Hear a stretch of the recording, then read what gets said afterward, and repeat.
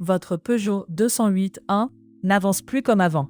Le moteur se limite ou un message mode dégradé apparaît. On ne va pas effacer au hasard. Dans ce tuto, on part du symptôme, on lit les codes, puis on cible les contrôles qui comptent vraiment.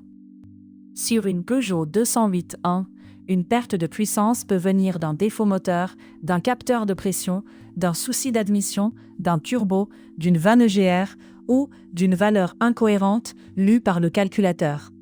Le code défaut sert à éviter les suppositions.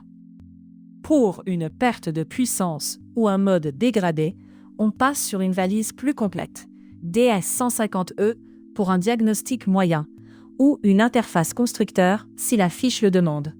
L'objectif n'est pas de tout réparer à l'aveugle, mais de savoir quelle piste vérifier. Avant de lancer la procédure, respectez les conditions.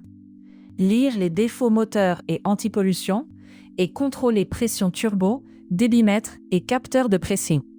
Et éviter les fortes accélérations tant que le défaut est actif. Si le voyant clignote, si le moteur tremble fort, chauffe, fume beaucoup ou si la voiture ne répond presque plus, évitez d'insister. On sécurise d'abord, puis on diagnostique. Sur Guide Diag Auto, sélectionnez Peugeot 208-1, puis perte de puissance ou mode dégrade. La fiche vous guide. Lecture des défauts moteurs, relève des codes, contrôle des pistes fréquentes, puis essai ou effacement seulement quand la cause a été traitée.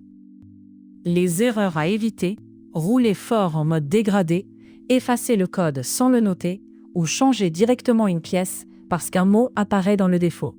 Un code donne une piste, pas toujours une condamnation de pièce.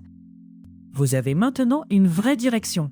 Code relève, symptômes compris et contrôle à faire dans le bon ordre. Le tuto complet est dans la description avec guide Diag Auto, valise voiture et le matériel adapté. Utilisez le code DIAG10 pour profiter de 10% de remise. Abonnez-vous, on continue avec des diagnostics auto simples et utiles.